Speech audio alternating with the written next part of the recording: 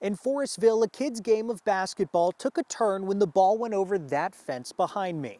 I'm Derek Heid with how one young boy's quick response to call 911 saved his friend. NITEC tells me they can change the message on these signs at any time in the day and direct traffic to a faster moving road. But well, somber is the mood here at Highmark Stadium after the Bills' divisional round loss to the Kansas City Chiefs. Things are actually really bad here. The wind is recently picking up and we are right along the South Buffalo and Lackawanna border where, over here there's probably about a foot of snow, if that. I mean, things are up to your knees in certain spots.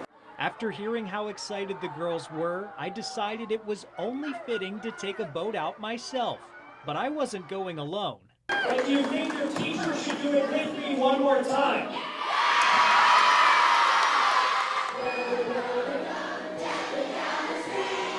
And just to put this into perspective, this right here, 105 pounds. The red bag in front of me, 190.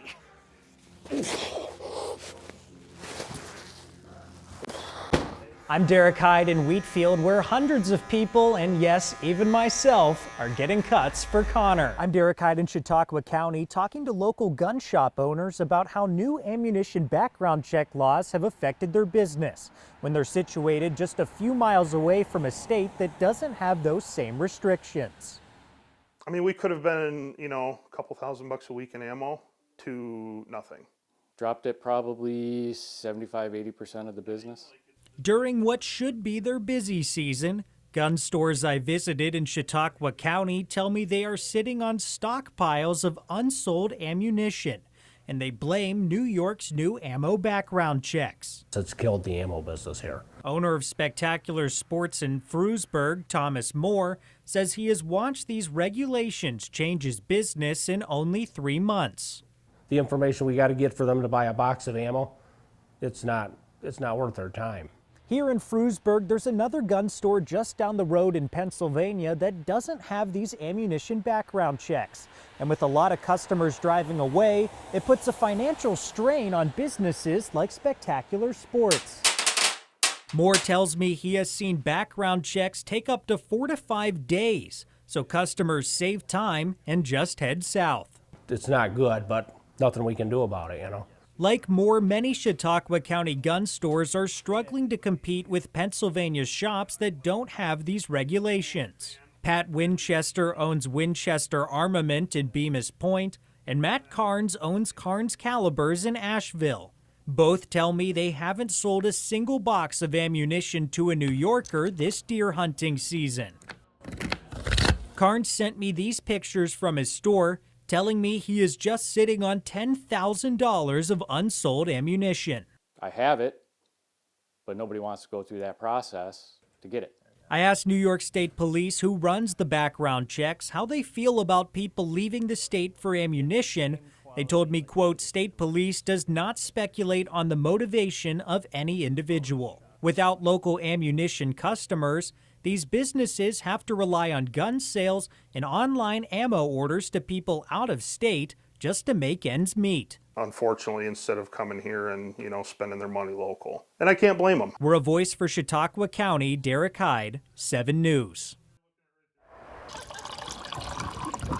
When the weather is warm, it's not uncommon to see a certain type of beverage stand around our neighborhoods. A lemonade stand? But this City of Tonawanda neighborhood has a business owner a little younger than most. You got me an orange cup. You got me an orange cup, but I owe you money, don't I? Yeah. He's 4 years old and already was, in a sense, is an entrepreneur. Carter Dominguez isn't even in kindergarten yet, and he's already opened his own lemonade stand this September. He says he wants to be just like his dad and own his own business. Talking to him, it's like he wants to do it like multiple times a year, find ways to make more money. So it's going to be interesting. Next. But what makes this stand even more special is the fact that Carter isn't keeping any of the money for himself. He's donating 100% of what he makes to Variety Club. So I can give it to sick kids. Carter is a good salesman too. His stand made $262 for charity. Very proud of him. Carter spent all Wednesday afternoon serving his drinks and snacks to neighbors, family, and a few very special guests. Under force real quick. I have to go to my seat real quick. Fire crews from both the city and town of Tonawanda stopped by with smiles on their faces for an afternoon drink and great service. What color cup do you want? I would like a blue cup, please. Okay. Which of course prompted a midday career change.